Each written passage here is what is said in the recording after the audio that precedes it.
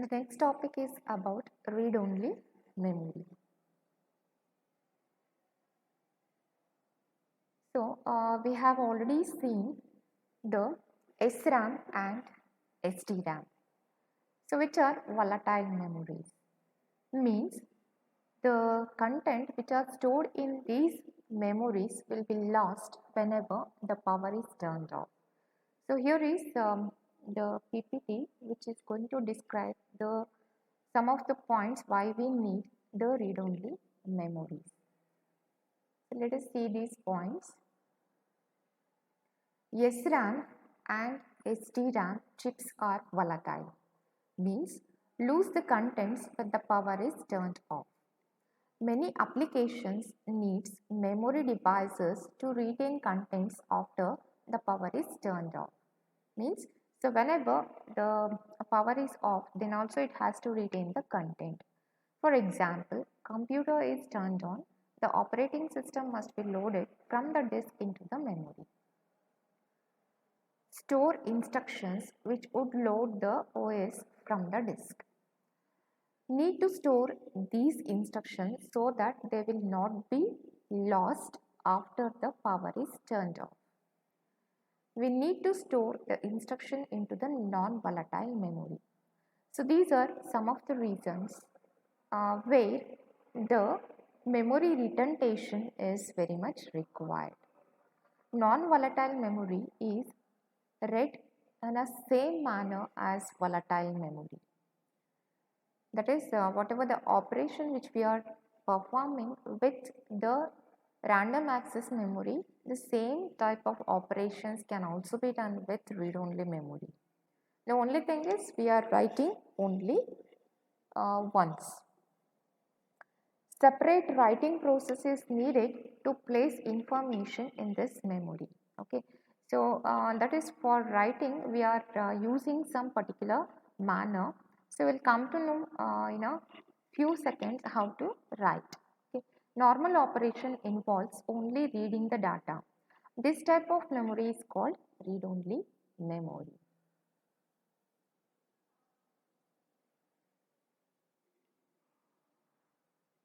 So we are having different types of read-only memory. So the normal read-only memory, so it is also called as ROM in short. So the read-only memory data are written into the read-only memory when it is manufactured. Means who is going to write the content into this read-only memory means it is a manufacturer who is writing the content into this memory. We are having different flavors of ROM. So let us see one by one. Programmable read-only memory. So in short we call it as PROM. So this allows the data to be loaded by a user. Process of inserting the data is irreversible, means once the data is fed to this programmable read-only memory and once it is saved, you cannot erase the data which is returned to this programmable read-only memory. Storing information specific to a user in a ROM is expensive. So it is costlier to write into these memories. Providing programming capability to a user may be better. Next is erasable programmable read-only memory. So it stores the data to be stored data to be erased and new data to be loaded. So whatever the disadvantage there in the PROM, so that is vanished with this EPROM, that is erasable programmable read-only memory. As the name only says, we can erase the data whichever written into these programmable read-only memories. Flexibility useful during the development phase of a digital system. So this is the advantage of EPROM. So erasable reprogrammable read-only memory. So ensure requires exposing the ROM to the ultraviolet rays.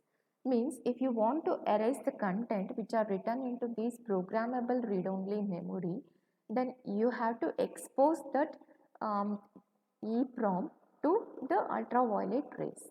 So with this, the disadvantage is that you cannot erase only a part of EEPROM. If you want to erase the content of EEPROM, the entirely written content will be lost.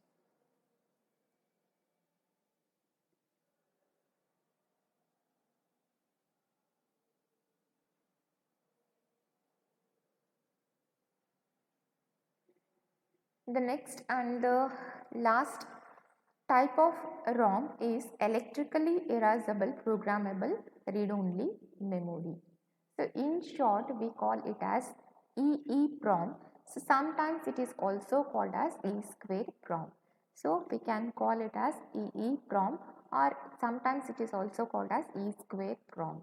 So as the name only says, in a previous type of ROM, in order to erase the content, we are exposing it to ultraviolet rays, and the disadvantage of that will be that entire content will be vanished.